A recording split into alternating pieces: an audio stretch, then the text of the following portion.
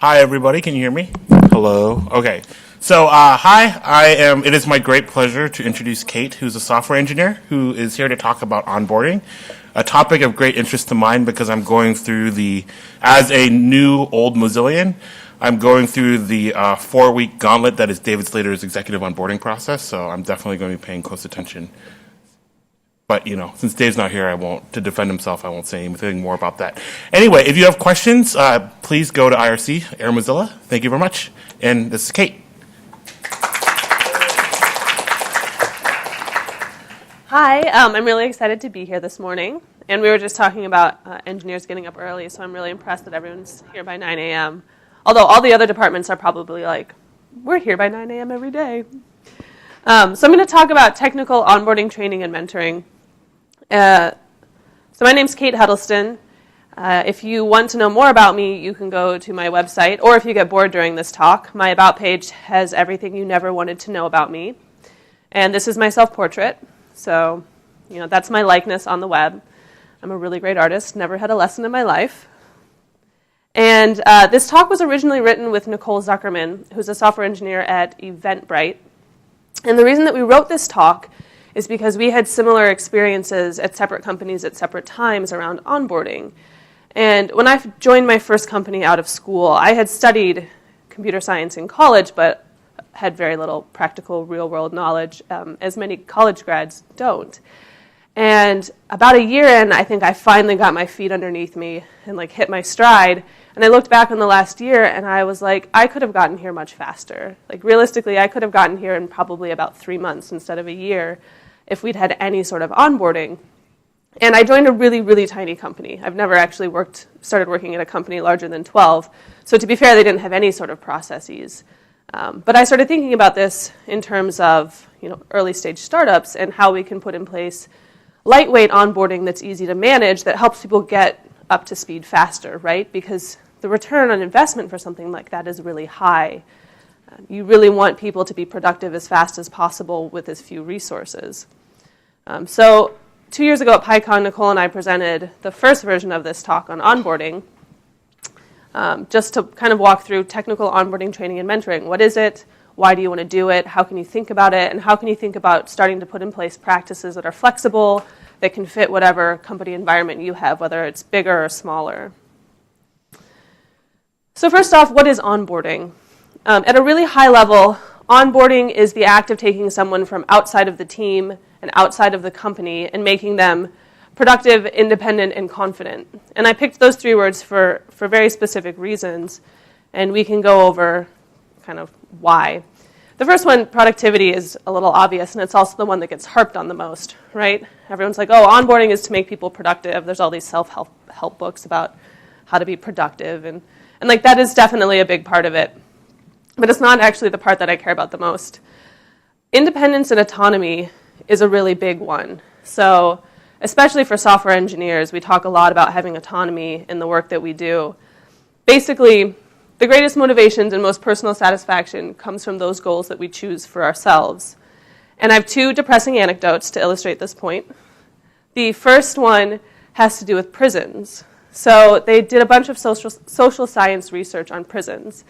And they found that when prisoners had no choices, none whatsoever, which is very common in prisons, the satisfaction rate was very low, but it led to a lot of riots. So this was a problem because the prisoners were fighting back against guards, there were prison riots in the yard and things like that. And so what they did is they gave them a few small choices. So a lot of prisons now let prisoners arrange their furniture and choose the TV channel. And this greatly reduced prison riots. So first lesson, autonomy reduces riots at your company. Second story, yes, it's a big deal. And then the second story has to do with old folks' homes. So somewhat of a similar situation. In old folks' homes, a lot of times elderly people are stripped of all of their choices. They're taken care of by someone else, and they don't really have any responsibilities or ability to make decisions.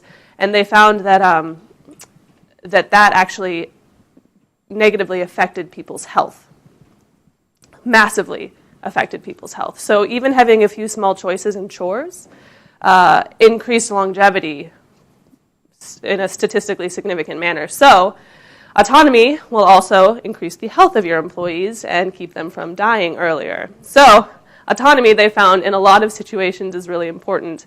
And in workplaces where prison riots and dying aren't the major issues, autonomy still has huge benefits. People are much, much happier with their work when they feel a sense of autonomy. And then the third thing is confidence. And confidence is hugely important. It's not about creating employees who are valuable. It's about creating employees who believe that they are valuable.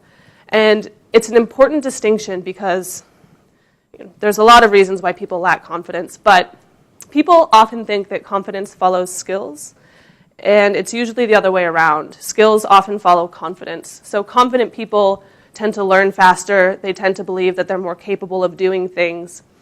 And I have a lot of stories from my coaching days. So after I was done playing water polo, I coached JV girls water polo and swimming at Pali for a few years. And when I first started coaching, I thought my job was to teach them water polo skills, like how to swim and how to throw and how to shoot the ball. And a little ways in, I realized that was just a small part of my job. A huge part of it was building their confidence and making them believe that they were capable of doing these things that to them were so new and foreign. They had no idea how to throw a ball. And just making the team confident was a huge part of helping them learn the skill sets that they needed to have. So why do you care about onboarding? I think actually most companies care at this point. They're not entirely sure why it's so important and why it's so important to put together a really good onboarding program now. The first major reason why onboarding is important is a couple years ago I started talking about the concept of team debt.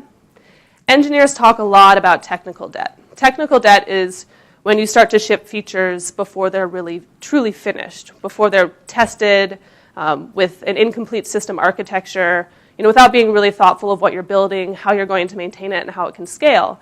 And if you do that, you accrue technical debt. And if you continue doing that without addressing your technical debt, you can actually get so much technical debt that you topple your system. You have to stop all forward production on features in order to address the debt that you've accrued, with your system architecture. And so the same thing can happen with people. And the story I heard had to do with a really big tech company that IPO'd a few years ago. And they hired a new senior VP of engineering. And his first job, the first thing he had to do was completely freeze hiring on the engineering team, because every new hire that they added to the engineering team was actually decreasing their overall productivity. So he had to halt hiring, and these people they were hiring were of all skill levels, but largely senior engineers. So it wasn't that they were hiring a bunch of junior engineers who needed a lot of training. They were hiring skilled workers, and yet hiring skilled workers still was decreasing their overall productivity. So they halt hiring. They have to put in place a whole bunch of onboarding practices, training practices to get people up to speed so that they would see something more like this. What we want to see. We're hiring more people. We should be increasing our overall productivity. So team debt is incredibly important, and a lot of companies don't think about it or talk about it very much. But a big way to reduce team debt is through onboarding. Right? Onboarding is that time when someone comes into the company and becomes a productive member of the team. And so if they aren't getting up to speed, if they're not being given the resources that they need, then they're kind of falling by the wayside, and you're accruing all of this team debt. And I had a coach tell me once that every time somebody joins a team, that team fundamentally changes as an organism. So if you have a small team of 10 people and you add someone new to it, that is a new team. Like, you have a new personality, and if you're not careful, something like this can end up happening, where people are going in all different directions. They have different goals and different ideas of what should be done. And as companies grow, this phenomenon is actually why they tend to reduce autonomy. So the fact that people are going in a bunch of different directions, they're like, well, we all need to go the same direction, so we're actually going to reduce the amount of choices people have to get them going in the same direction. But you don't really want to reduce employee autonomy because, as we found, it makes them unhappy. So how do you get them all going in the same direction while they still have freedom of choice and the freedom to do what they believe is important at the company? And that has to do with onboarding. So every time someone joins a team, right? Onboarding is about training them to be part of that team. A side effect of onboarding is that it also reiterates to the entire team all of the core values, the beliefs, and the goals that you have. So this team has changed, and the person joining needs training, but the team itself also needs training. So if every time someone joins, you're reiterating everything that you know and believe about what you're working on, the team will be going in the same direction, and you won't have to reduce their autonomy as much as the company grows. People will still be able to have choices because everyone's on the same page, and you make sure that they're on the same page every time someone joins the team. And this is my favorite equation that I've ever made up. So back when I was coaching, we used to have these really deep philosophical team meetings, 14-year-old girls, and I'd bring in poster boards, and this was one of the poster boards I brought in, where I was trying to explain to them that their ability to win as a team wasn't directly dependent on being more or less talented than another team. That's something that you hear really commonly. Oh, we lost to this team because, they're just better. They're more talented than we are. And I was like, no, I don't buy that. I've seen people do incredible things. I told them that your ability to win, or productivity in the workplace, is the sum of your talent multiplied by how well you work together as a team. So if you're a really talented team and you work together decently well, you're probably going to be pretty productive. But if your teamwork factor is really high, if you work together incredibly well, that's a multiplication factor. You don't have to be as talented as other teams to beat them. And we see this over and over again in a lot of arenas, and it's a really cool phenomenon. In fact, some of the biggest software products have been built by teams of less than 10 people. And then they're maintained by teams of over 400 people. Gmail is an example of that. The original team that built it was very small. So you can get a lot of things done, and you can do a lot of really neat things if the team is working well together. And then the final reason that onboarding is really important for companies is retention. So onboarding comes at the beginning, and a lot of people don't necessarily link it to why people would leave at the end. But if you don't get up to speed as quickly, if you don't feel like you're part of the team, if you don't have autonomy, and you aren't excited about what you're working on, you're more likely to leave. And for engineers, you're more likely to be poached, which, quite frankly, most engineering teams cannot afford because losing a skilled worker is really, really expensive. So onboarding, because it helps with things like confidence and happiness and your upward trajectory at the company and your skill set, onboarding helps people maintain their excitement and enthusiasm that they have when they first join a company so that they're really happy there and they stay happy and they're less likely to leave and they're less likely to be stolen. This is our bonus section. Buried in almost everything I talk about or write about is the real reason that I actually started talking about it or writing about it in the first place. And diversity was actually what led me to onboarding. At my first company, when I started thinking about putting together an onboarding program, I looked around and I realized that the women who were joining the company out of college at the same skill level as men had a totally different trajectory. The guys were progressing much, much faster through the company. Even though these women were incredibly bright, even though they had the same skill set when they came in, and I was like, why is this? And there's a lot of reasons, but one of them has to do with onboarding. So when there isn't systematic onboarding, when the company just kind of has ad hoc onboarding, it's not that people don't need to be onboarded. And it's not that they don't need to learn all of the things about how the company works and how to ship code within that company.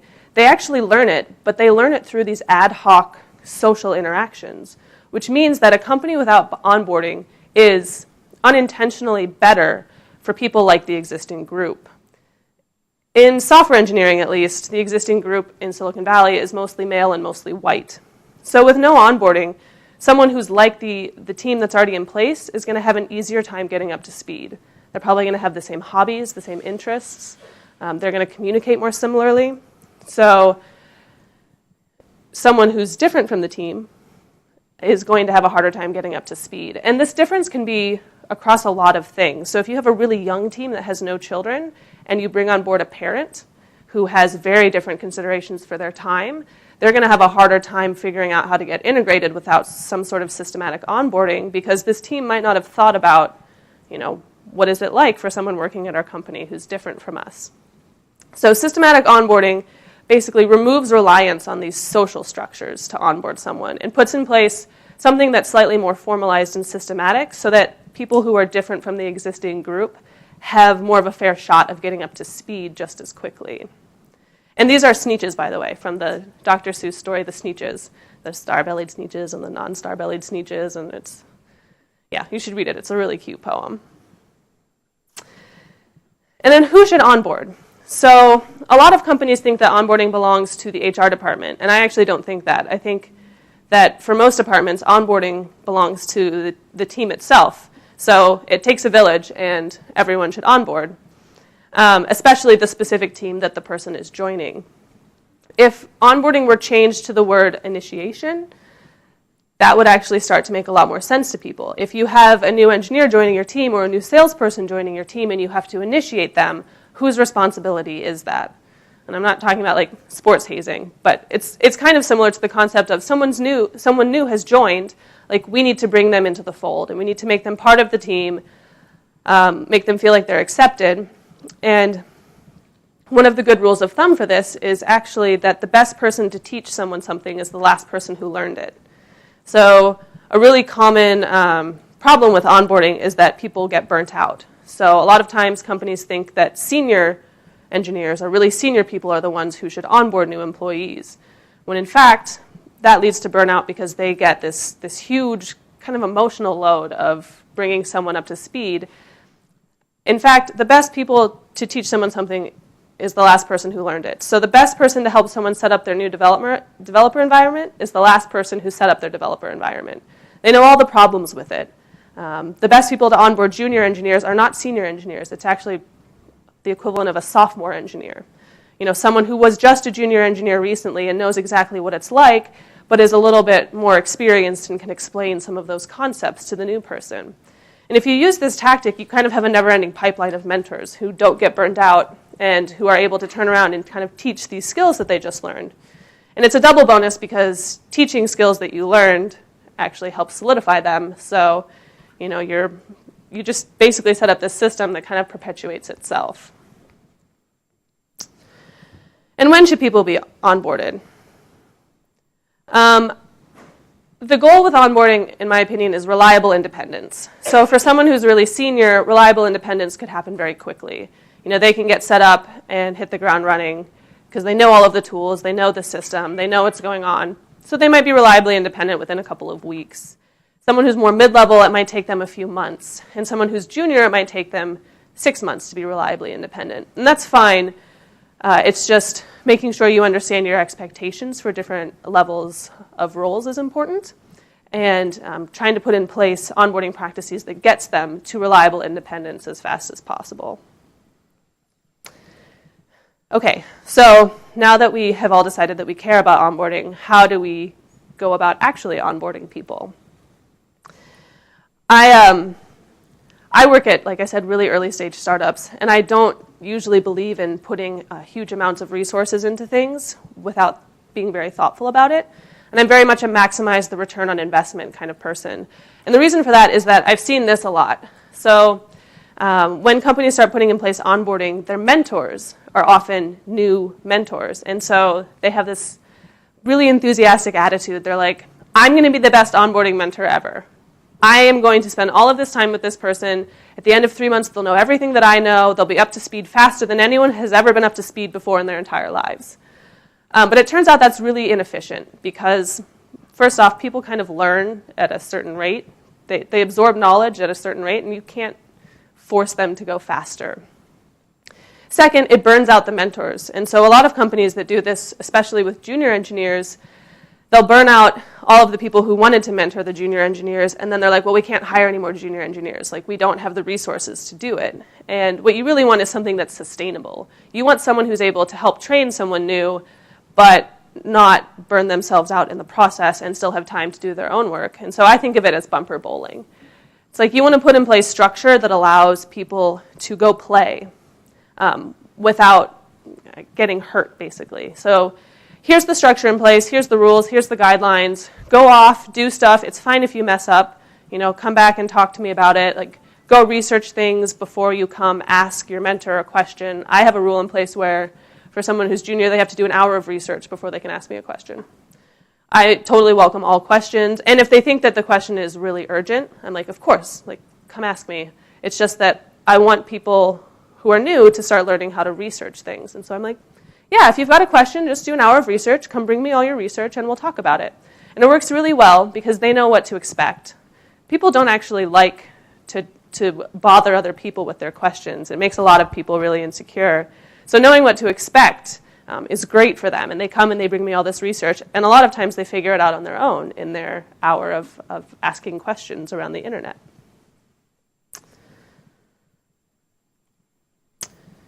So there's 3 major onboarding categories that I think about getting people up to speed in. The first is the technical knowledge. So tools, this is for engineering specifically, but it could be extrapolated to other areas. So tools, how computers work, computer science fundamentals fall into technical knowledge. It's what a lot of companies harp on the most in interviews and think about the most in onboarding, but it's only about a third of what somebody needs to know to be effective. Another third is the company knowledge and process. How do we build things at this company? How do I ship code? How do I get a code review? How do I test something? Where do I go if I have a question? What if I'm working on a part of the code that someone else is responsible for? Like, what do I do? And how do I make sure that what I'm doing fits with our organizational processes? And then the last category is personal development. So that's kind of the confidence category. It's goal setting. It's people deciding what they want to be when they grow up. You know, what do I want to do in the next 6 months? Do I want to become really great at one type of engineering? Do I want to start to develop skills around being an engineering manager, etc.? And I've put together kind of a rough onboarding plan. And I know each company is different, and they have their own special considerations around, you know, onboarding and company culture and things like that. But I actually think that these are really useful things to think about for onboarding everywhere. And the first thing is automation tools. Automate everything. The more things that are automated, the less process that people have to memorize. And the dev environment is a really, really great area to automate. And I have no idea how great or not great Mozilla's internal tools are. I just have talked to a lot of companies about automating their internal tools for people. The dev environment setup is a big one. If someone can get set up and is able to ship code or to do something meaningful within 1 or 2 days, that is really good. If it takes a week or longer, people start to lose steam. So remember, they come in the door and they're very enthusiastic about working at this company. They're so excited to be here. You know, it's like kind of nerve-wracking to start someplace new. And if they have to spend a whole week doing really, really mundane setup that they'll never have to do again, that quite frankly has nothing to do with their actual job, they start to lose steam. The second thing is automation tools around shipping code. So for web applications, I say that the holy grail is one-click deploy. Because if all you have to do is click a button to deploy code for a web application engineer, that is a whole bunch of process that you do not have to memorize. And, you know, from my personal experience, having to memorize all of the command lines and all of the different processes around different stuff, it takes a long, long time. And I used to just have sheets and sheets of wiki pages that had lists of commands because I couldn't memorize them all. And I still do that when I have to go in and do something new. I have just lists of commands. And whenever I see those lists of commands, I'm like, this is something that we should automate as much as possible. I want a shorter list of commands. And so whatever the process is for shipping or altering the code, automate as much of it as you can. And then finally, when you can't automate, checklists are actually a really great way to have a process that is easy to share and easy to teach people about.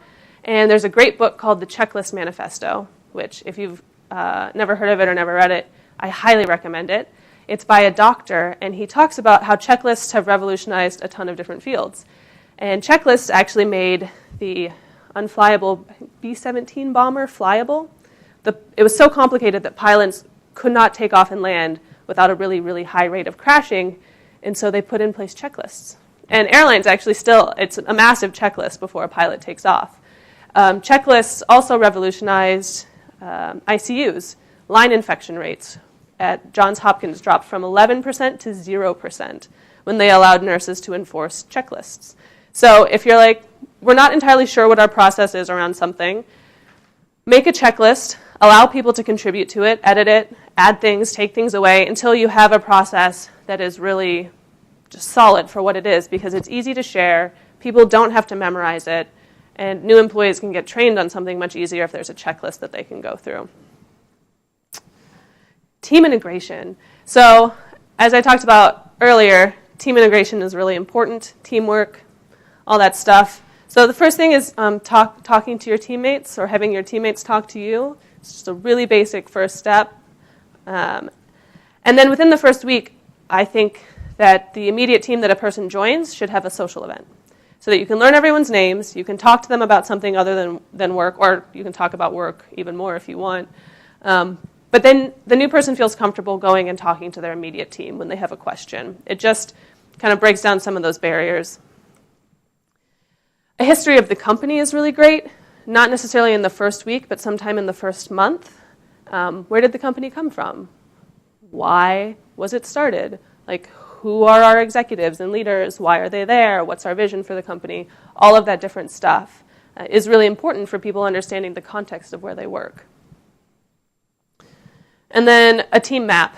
And this is a little one, but this is actually the one that when companies have it, people are so, so happy. And I've had a lot of comments from people that I talked to about onboarding who were like, yeah, my company had a team map, and it was a lifesaver. It was just where people sit, what their names were, and what they did. And if you can have a headshot, that's great too, because you're new and you get introduced to 30 people in your first week. And for me, I remember like 2 of their names because I'm really bad with names.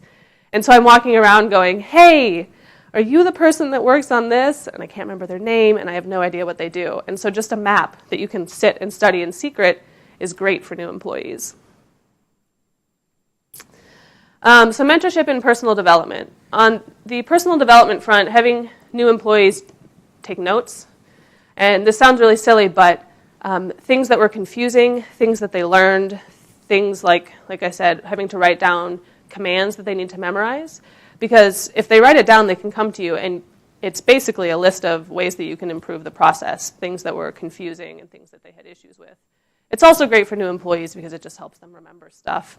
And for junior onboarding, like junior engineer onboarding programs, I usually have journaling and note-taking as kind of a really strong suggestion for very new engineers.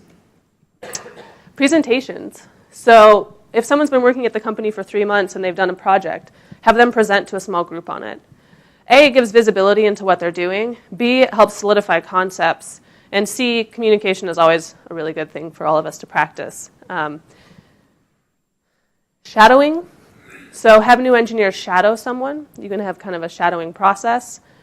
If they're junior, they can pick someone who's more senior. If they're more senior, they can shadow someone on the team to learn the company processes around shipping code. And then apprenticeship. So this is, again, better for junior and more mid-level engineers, but apprenticeships have historically been very useful for training people on skills. And we don't use them as much in engineering as I think we should, but I personally have had great success in the past with kind of setting up about 3-month apprenticeships with someone who's junior with more of an expert on a project.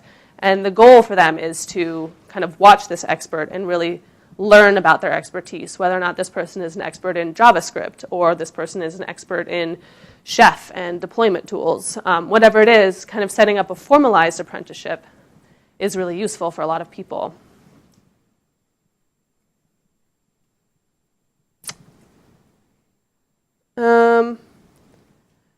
I think this slide is out of order. But anyways, personal development, deciding what you want to be when you grow up. So this kind of actually goes into the next category, which is management and assessment.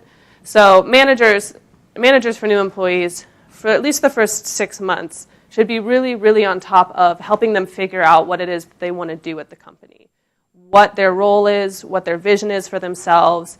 People don't usually go to a company with this idea that they're going to just become invisible and do nothing, right? People have ideas about what they want to do and the type of employee that they want to be and how they want to grow. And so for the first 6 months, really frequent one-on-ones. I think regardless of the level of the new person, talk to them about what they want to do, the experience that they're having, get a lot of feedback on it, help them do goal setting, right?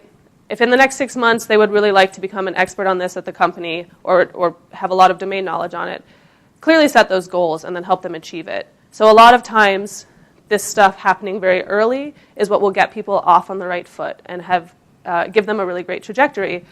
Whereas trying to do this later, when someone's unhappy at 2 years, going, okay, well, what is it that you want to do? It's kind of too late. And I've seen that happen a lot with managers who really ask these questions much more retroactively than they should. Whereas the first 6 months, just assume that people are really excited about everything and help them achieve whatever it is that they want to achieve. If you do this in the first 6 months and someone is just flying, usually they're a lot easier after that. They'll come to you and tell you what they want to do, and you won't have to retroactively manage them. And then have systems for assessments. I actually believe that having rubrics, I believe that they should be flexible and open to interpretation, but having rubrics that help people understand how well they're doing, especially very early on, is hugely important. Nobody wants to get feedback 6 months or a year in that they were doing something wrong. I believe people are great. They're super nice. They're really hardworking, especially most of the people I meet in tech. They want to do a really good job. So telling them after they've been doing something wrong for 3 months that they've been doing something wrong it's really inefficient. Assume that they want to do it right. Tell them early. And have assessment rubrics that let people know, like, hey, these are the things that we want you to think about being good at. So that you can give that to them when they first join, and they can kind of keep that in mind. And then when you talk about it at 3 months, you're like, these are the things we think you should improve. And it's not a surprise.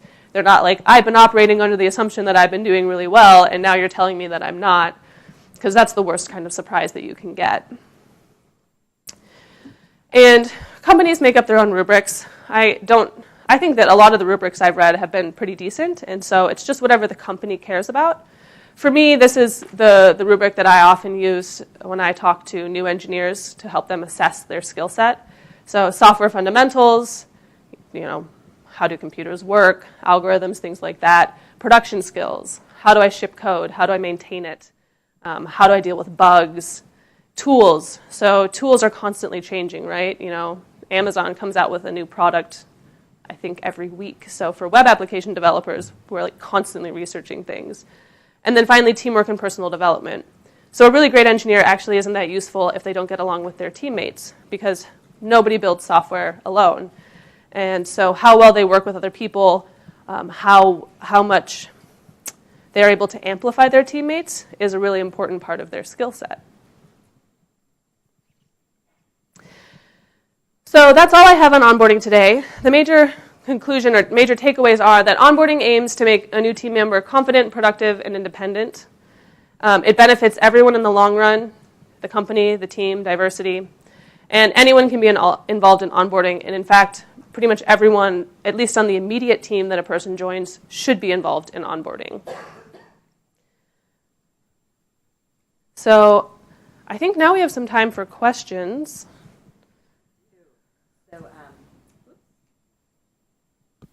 So, questions. We have some people in the room. If you have questions, let me know. We have one question so far that was submitted on the moderator tool, so I'll read that while anyone in the room wants to think of any questions they have. You have a little bit more time to let the caffeine soak in. But thank you so much, Kate. That was awesome. So the one question that we got on the moderator tool, and I think you touched a little bit about this, but it was, how do you consider making onboarding successful from the perspective of the person joining? So is the new hire, what things can the new hire do to make their onboarding successful? Yeah, I actually get that question a lot because most companies don't have onboarding in the tech industry, and so people who are going to join them are like, I know that there's no onboarding, like what can I do to be really successful? And I was like, well, you can just take the plan that's here and kind of implement it for yourself. So force someone to talk to you every week about your goals. That's actually usually not that hard. Usually people are pretty nice, and if you're like, hey, I would like to have a weekly meeting, they'll set one up with you. Kind of set up a structure for yourself around all these types of things. Learning tooling. So the hardest thing for someone who's more senior, setting up a structure for themselves is going to be easier because they know more about their actual job. So they can go and they can say, I would like weekly one-on-ones. I would like assessments every 3 months. I would like, all of these different things. For junior engineers, it's really hard because they don't actually know what they don't know. But I say, like, try to learn all of the tools that your company uses and try to do some reading about their production process and kind of create an onboarding program for yourself. If you had a choice, you were the CEO and you had to write a handbook, an onboarding handbook, would you write that to the new employee or to the staff that's going to onboard? I would write it to the immediate team manager. So I think putting together... If you had the time, you could maybe write both. Yeah. I think at a really high level, it's the executive's job to think about putting an onboarding plan in place. But I think that so much of your life is spent in kind of these smaller teams, usually from anywhere from 5 to 20 people. And those smaller teams usually have an immediate manager or someone in charge of it. And that person, that manager in charge of like these smaller teams, is the one who is going to have a huge impact on the onboarding program for an individual person. Does that kind of make sense? I have no idea what your structure is here at Mozilla. Do you have like teams with managers and then kind of a classic hierarchy? Kind of a tree. Yeah, okay.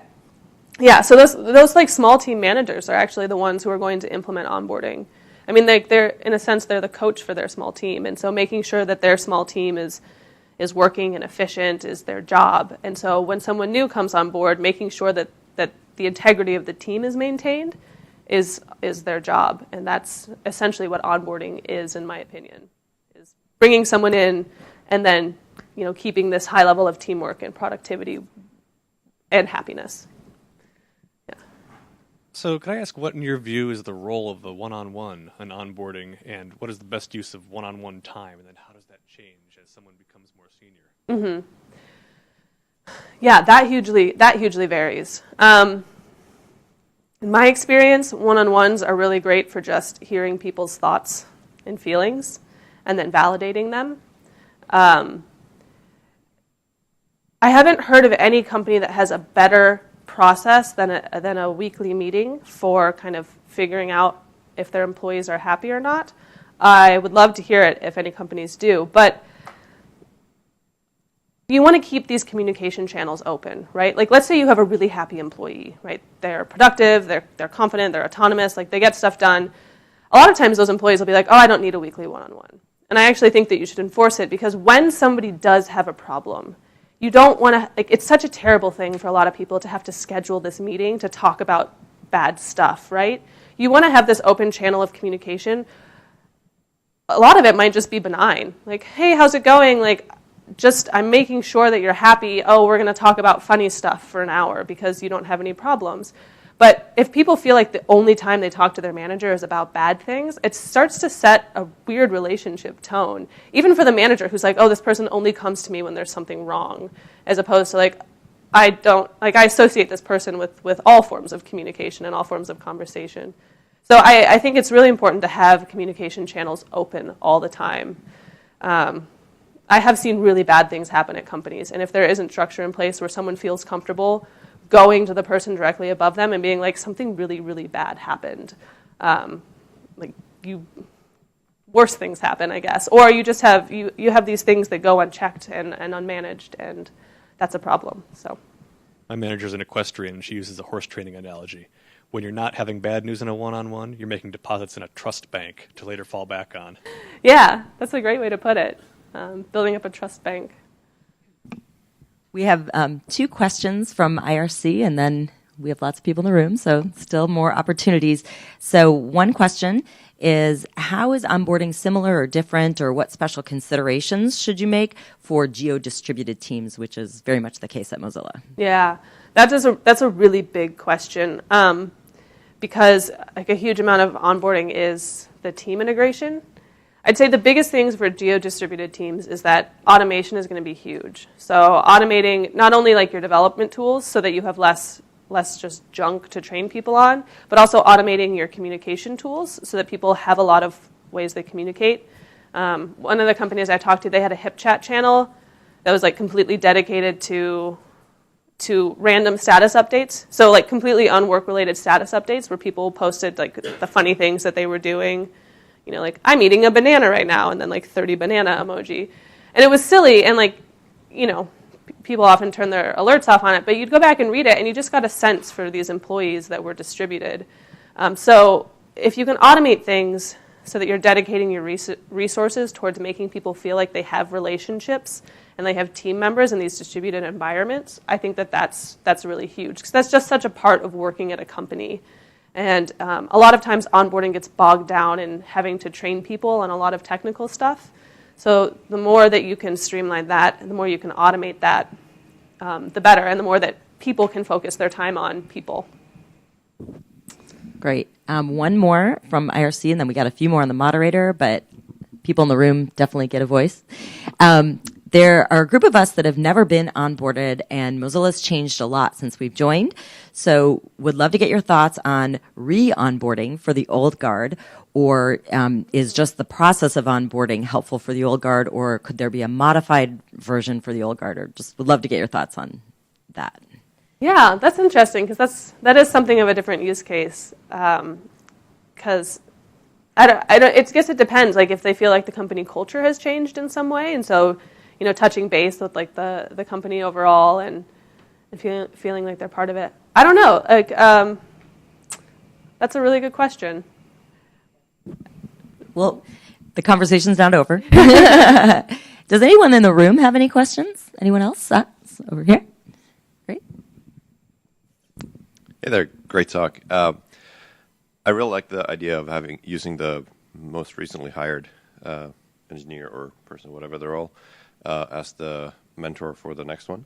I'm curious if you've had any or seen any successes or failures in situations where you've hired, say, a person straight out of school, followed shortly thereafter by a guy with like 20 years of experience, right? Like, has that dynamic worked well or not? Or At least in engineering, people are pretty aware of their skill levels. So, I think the biggest thing for junior engineers, right, is there's this increase in code camps, like code boot camps, where you get really, really junior engineers.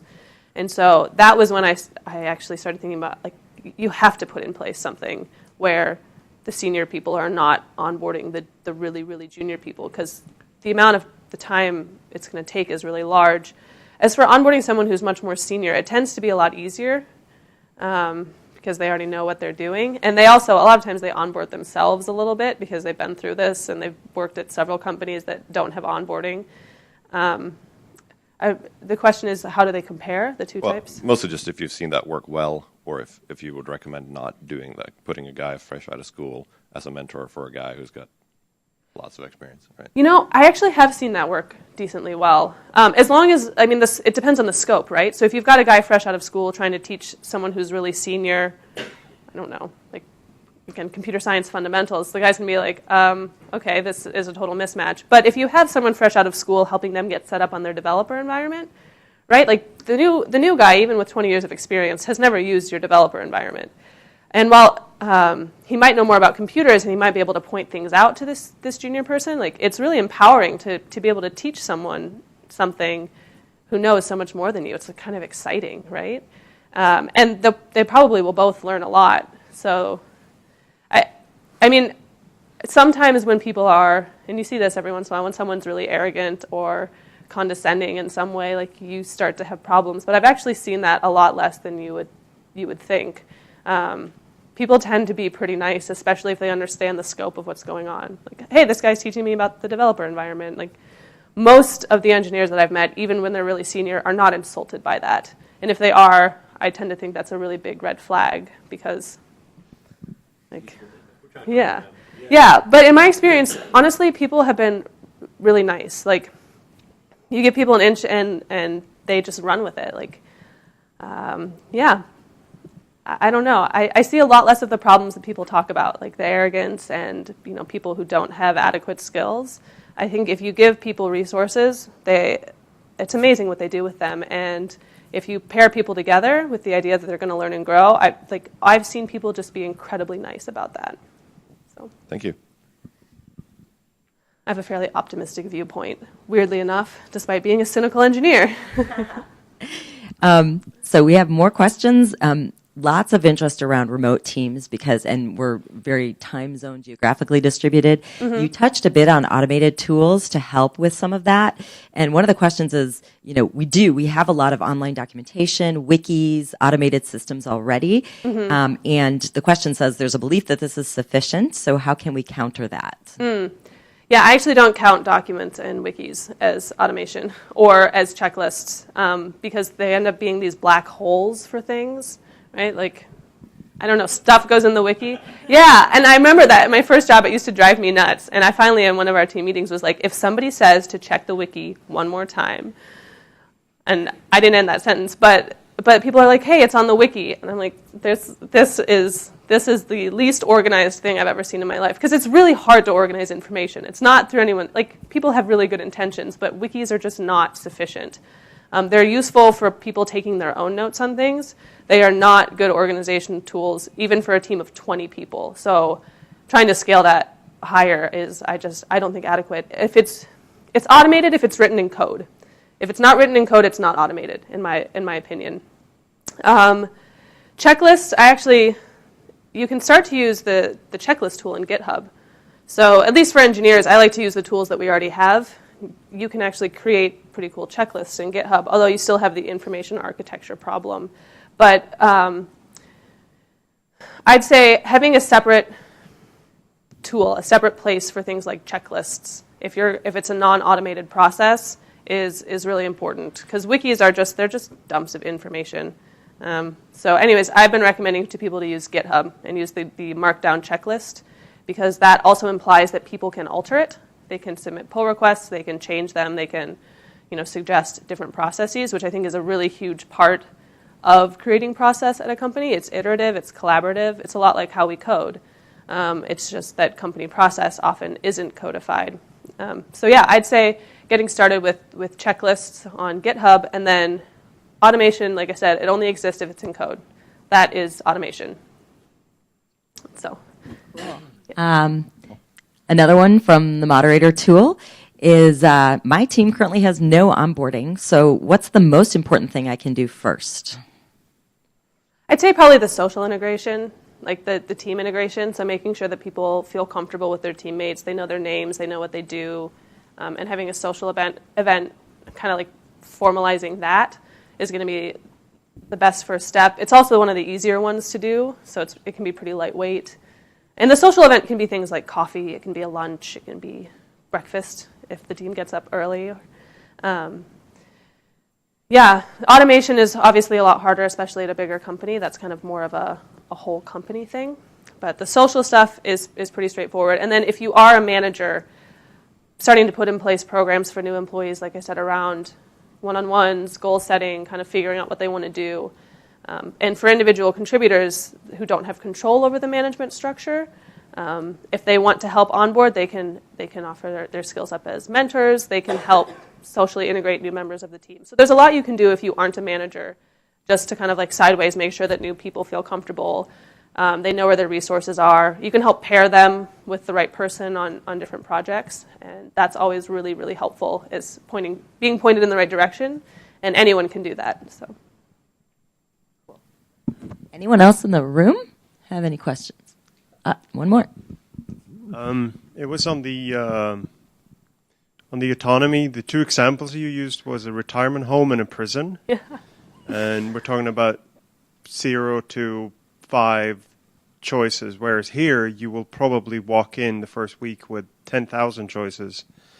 So surely that isn't a problem in the non-prison environment.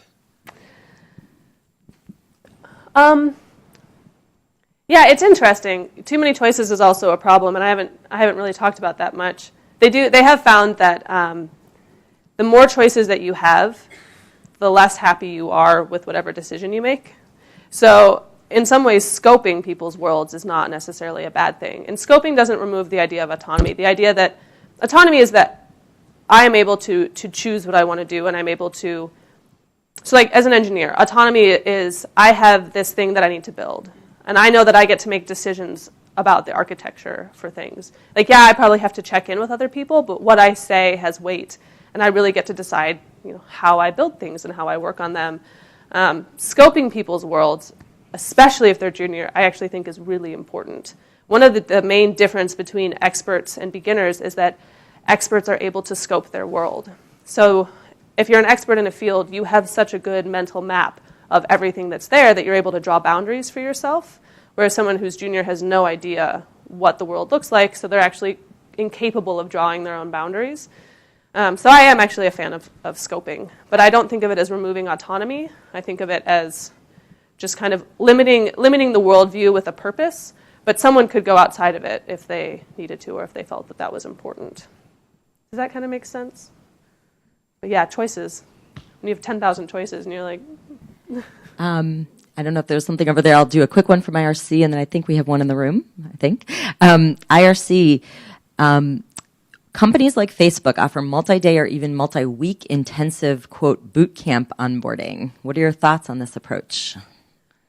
Yeah, I mean, depending on the internal company tools, it can be a really good idea. One of my professors in college actually ran the Google College. So Google I don't know what their process is now, but for a while they had like a month-long college that people went through. I think that those can be really effective. They obviously take a lot of resources from the company. I mean, it's an entire dedicated program. But the idea is that the internal tools and the internal processes are complicated enough that having a really formalized boot camp around it will help new engineers get up to speed. I think they're great. Everyone who's gone through them has really liked them. I talk to a lot of companies that don't have the resources to do that. So startups don't have the resources to do these really intensive boot camps. So if you can do them and start to put them together, then yeah, everything that I've heard from people who've worked at Google and worked at Facebook who've been through them is very positive about learning the tools. It doesn't usually address the team integration part or the management part. And so you still have to do that separate. And since the number one reason that people leave companies is dissatisfaction with their managers, I'd actually say that addressing the team integration and manager part first is probably more important. That ties to another question that we got on the moderator, which is, if you work in an office where no one else on your team works, should you have two onboarding sessions, one for your office and one for your team? Yeah, I think so. I think that that like feeling like you're part of a team is really important. And so, your team might be the people you work with, but it might also be the people you're co-located with. And yeah, I would say so. So whoever's in charge of a certain physical space can also be in charge of welcoming new people to it. And someone who's in charge of kind of like a team in a workspace can be in charge of welcoming people to it. It's just this idea that when someone new comes into an area, like where there's a group of people, they should be welcomed and kind of brought on board and initiated. And I think that can be really flexible, and it can mean a lot of different things. Any more questions in the room? Any more questions on IRC? Send them now. Countdown. Okay. Big applause for Kate. Thank you so much.